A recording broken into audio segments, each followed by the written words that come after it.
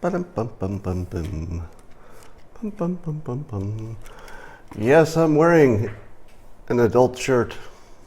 You won't see this often. Coming to you a little bit early today. I've got some stuff to do pretty soon, so this will be a short 15-minute Periscope.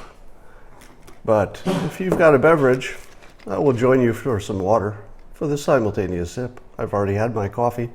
You people sleeping in, you should wake up. That's good. So let's get to the news. So I tweeted yesterday that the anti-Trump media has spent a week criticizing the president for hiring an African-American woman and trusting her too much. Now, they use different words for it. They say, wait, is he good at hiring people or is he bad at hiring people? What's up with that? But it kind of comes down to he hired an African-American woman and he trusted her more than he should have.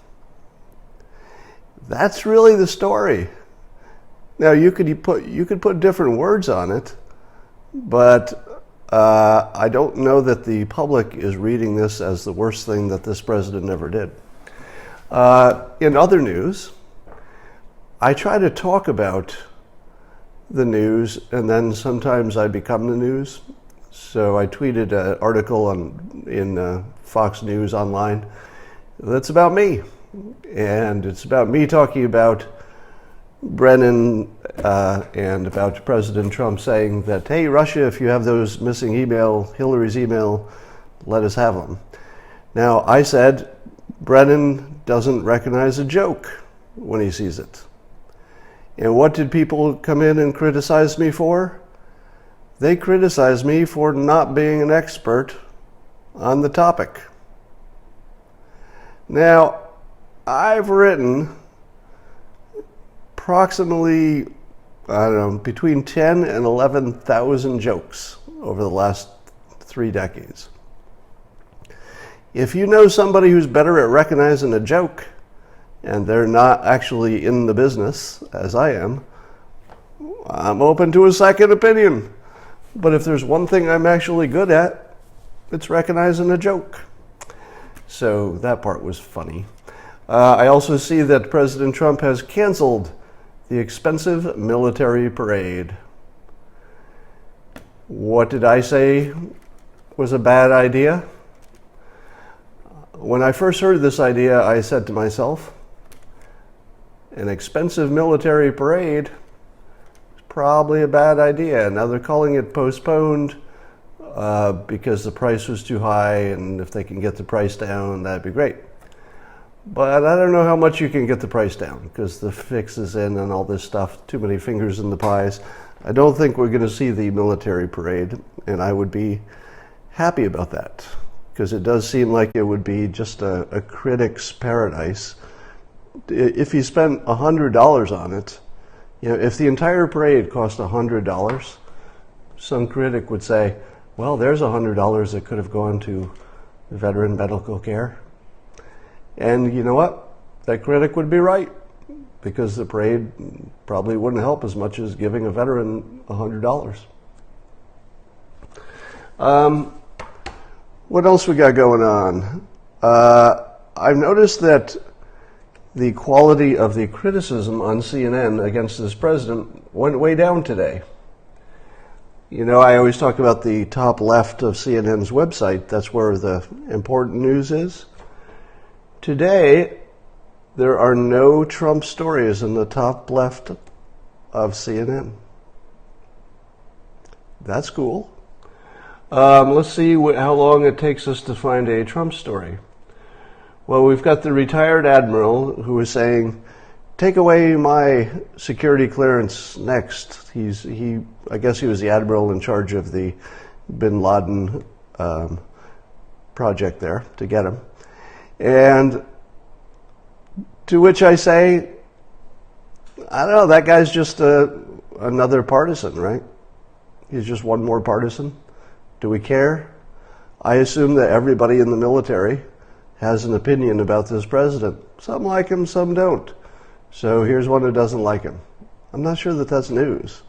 I mean, because it was said by somebody important, so it becomes news. But it really is just another person's opinion. This one doesn't add anything to the conversation.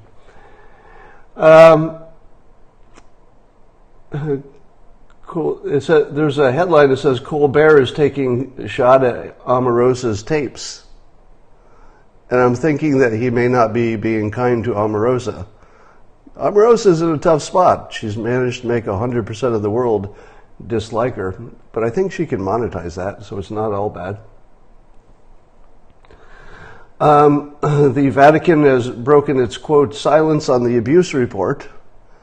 You might be happy to hear this, but the Pope has come down solidly on the side of the victims. I think some people suspected that the Pope might side with the abusers. Was there really any question what the Pope's opinion on this was going to be? I'm pretty sure he's against child abuse. So let's ask the Pope if he's in favor of or against war. I think I already know. I already know his answer. And if he takes a day to get back to me, I'm not going to call that the Pope's curious silence about war, because I kind of already know where he is on this. All right. Trump asks regulators to consider getting rid of quarterly reports. I don't know about that one. Who knows if that's good or bad. Then there's Trump says he canceled the military parade over ridiculously high costs. Now remember, this is CNN. And the worst thing they could come up with today is that the president canceled the military parade because it was too expensive, which is exactly what his critics would want him to do. So it's hard to criticize it. He asked the question, he got a price, he canceled it. That's business. Q predicted a parade. That would be funny. Then there's some reporter who's detailing the marital strife in the Kellyanne Conway house. Here's my thoughts about detailing the political strife in somebody's personal life. What? Are you frickin' kidding me? How dare you put this on? I don't want to be one of those people, but how dare you? How dare you? But it seems to me that that's just craziness. It's crazy that we should be listening to this and caring about it. Now, I also saw something in the news that said that China is not only sending some people over to talk about trade, but they have toned down their rhetoric, and instead of saying that China 2025 will be the dominant power in the world and will supplant the United States, apparently they have decided nationally to project a little more humility. And that's smart. You know, every time China does something, have you ever noticed this? As long as we've been talking about China, there are plenty of times that we say to ourselves, man, China's doing something that we don't like, or I wish China would do something differently. But does anybody ever say China made a bad decision for China? China is really well managed. I mean, if you look at the size of their challenge, that big country, and what they were trying to take it from and to, and how well they've done so far, China is really well run. I mean, I don't know how you could come to any other conclusion. Now, that doesn't mean they're doing stuff we like. The legal system might be more brutal than we can handle, the slave labor and all that stuff. So you can't love everything they do. But if you're saying, are they effectively managing something that's really hard to manage? Kind of are.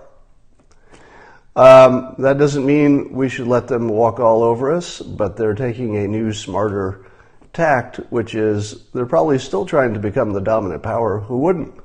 Why would they not try to do that? It would be silly for them not to try to be more important in the world. But now they're talking differently, and they're getting a little more flexible, and there's word that there might be a lot of internal dissent within China, in the leadership especially,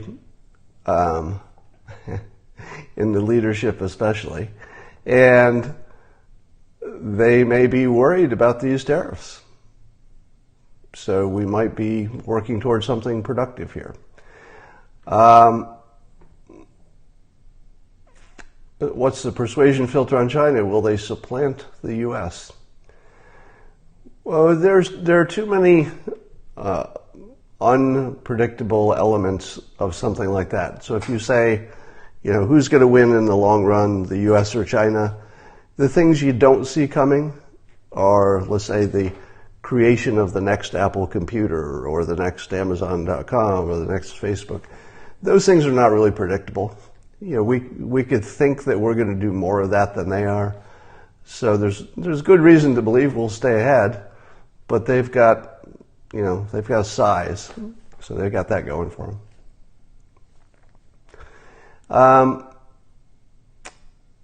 All right.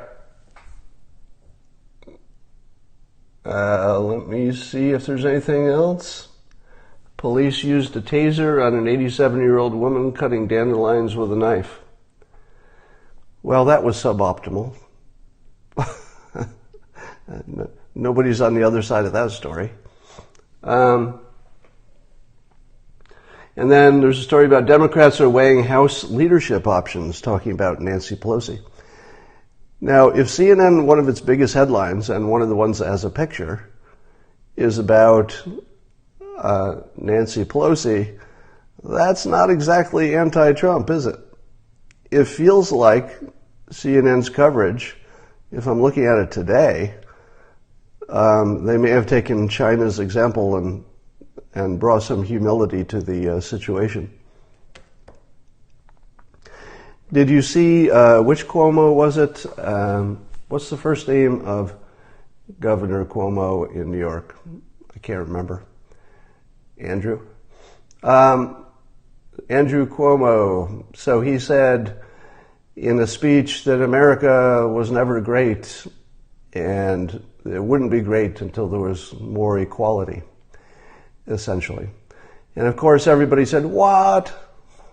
How can you say America is not great? And I applied my 48-hour rule. Do you know the 48-hour rule? Let me tell you. I invented this. I'm hoping it catches on. And the idea is that if you say something provocative that gets the critics chattering, you've got 48 hours to clarify. And the rule is that you accept the clarification, not the original statement. And now some people say, but wait a minute, the clarification is just because the critics pushed back. He really meant the other thing. No mind reading. No mind reading. Maybe somebody meant the other thing. Maybe in their interior thoughts, they're thinking things you don't like. But you can't have a society that's based on punishing other people for what you think. That's no way to organize a society. You can punish people for what they do. And what he did was he clarified. The clarification stands. I give him a full pass. Why? Because I want that full pass for myself someday. And I want it for you someday. We should try this. See how far it gets us. And by the way, there's some persuasive power to putting a label on something and giving it a name. So if I'd simply talked about this concept and had not given it a name, the 48-hour rule, it wouldn't be nearly as persuasive. So if you talk about it, if you like it, if you want to mention it to someone else, call it the 48-hour rule. Oh, let's talk about opioids. So the president has apparently asked Jeff Sessions to consider suing the pharmaceutical companies over opioid abuse. Hello. Did you see that coming? I did not see that coming. And I don't know if they've got a case, but holy hell. Have you ever seen anything that was more on the side of the people and against the corporations? So who are the Antifa? Are the Antifa the anti-fascists? And aren't the fascists the ones who always side with the big corporations? And is the head of our government siding with the corporations or asking the government to sue their asses for addicting the citizens? Well, we don't know where this is going yet, but it looks like that's about the least fascist thing any government ever did. If you're looking to sue companies for irresponsibly addicting the masses, I'm going to say that that's looking good. Now, that's just one of the things that you could imagine is going to happen between now and November. People have been asking me for a year, what do you think is going to happen in the midterms? And I always try to give the same answer, or at least this part of the same answer, which is between now and November, so much is going to happen. So much. This suing the pharmaceutical companies is a real, in my mind, this is a real game changer. Now, who knows how far it gets, but in terms of setting, the villain, the white hat and the black hat, the villain and the bad guy, this is a real clean contrast. It puts Trump right on the side of, I will put you out of business if you keep doing this. I will put you out of business. And I don't think he's bluffing. So that will be interesting. So those seem to be, looks like those are the big stories. All right. Why is it the company's fault? Isn't it the prescriber's fault? I'm no expert on this topic, but I believe the people who are the experts can point to some specific rules and or things which the pharmaceutical companies have done that make our current situation far more likely. Yeah, they push it to the doctors for the doctors to push it. Their science behind their own product may not be as good as we think. So there probably are a number of avenues for going after the pharmaceutical companies. Now, the most productive one, I would think, is that modern science now agrees. I'm no expert, but I think you can fact check this. I believe modern science is now on the side of the opioids might be good in certain situations, but for long-term pain management, they're actually worse. I'm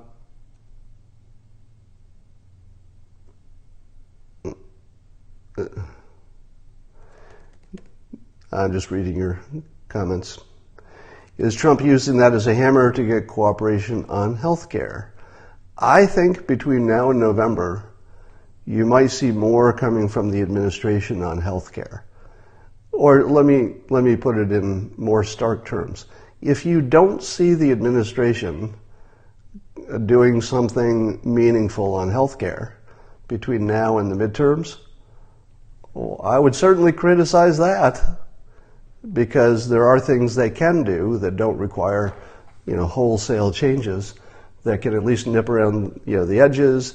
They could focus on, for example, they might focus on technologies. I think this would be the best play, to focus on businesses and technologies and different systems that could get us to lower healthcare. All you have to do is focus on it. You don't have to raise our taxes. You don't have to ask us to do anything. Just put a little focus on those startups, on the ones that are working, on the ones that have something in the pipeline, and say, hey, if we did more of this, we could really lower our costs. Legalizing cannabis, I think that I wouldn't be surprised if you saw weed get legalized before November. Would you? Would you be surprised if the administration got the federal government out of the weed business entirely before November? Let me say this also as starkly as I can. If they don't, That would feel stupid. I don't know if there's any argument on the other side. It's one of those few issues that the country is pretty much solidly on one side. Now, you can still let the states do what they're going to do, but the question of whether the federal government should have an overlay of laws in addition to what the states have agreed to, that's very few people want that. So to sit on that one past the midterms would just be terrible strategy. So if we don't see something coming out from the administration before the midterms on weed, that would just be a serious missed opportunity. I hope we also see something on prison reform. I hope we see something on urban renewal. Those would be very impactful places to make a difference between now and the midterm, especially. So if you can handle opioids and weed and prison reform, do something about job training, that would be a heck of a strong way to go into the midterms. USA must build the wall to keep the heroin out. I'm not on the side that says the drug dealers will be much changed by walls. A little bit. Every little bit helps. So if you could take down, the drug flow by 10% or something by building a wall, that would certainly be useful. But, the drug dealers are a different economic model than the immigrants. The immigrants might be stopped by a wall. A drug dealer with billions of dollars of backing is going to tunnel under the wall. So you're not really stopping drug dealers with a wall, but you might slow them down a little bit, the ones who are lazy. Why don't you like immigrants? I love immigrants. I'm pro-immigrant. But like everything, I'm also pro-water. But if I have too much, I can drown. Is James Woods a master persuader? Not in the classic sense. He's persuasive in his own way.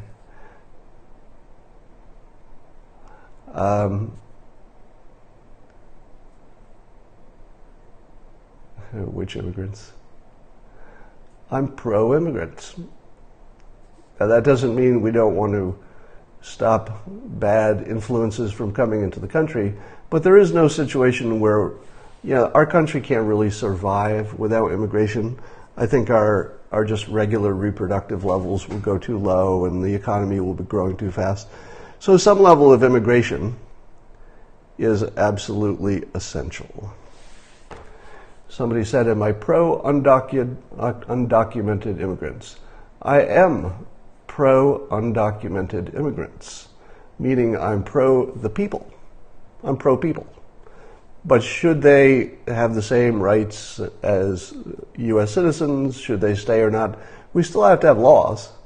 So you can be pro-undocumented immigrant and still think that under some situations they can't stay in the country, right? So you can be pro-law and you can be pro-people at the same time. You just have to find some balance where the empathy and the law, are at their maximum point. All right. Nobody wants illegal anything. Nobody's in favor of illegal, well, I'm not in favor of illegal immigration, but I like the people. I tend to be in favor of the people. All right. Manafort verdict this afternoon? I don't know. It's a pretty complicated case. So we'll see. I talked about the Manafort thing. Oh, I got to run. I got something going on, and I'll talk to you later.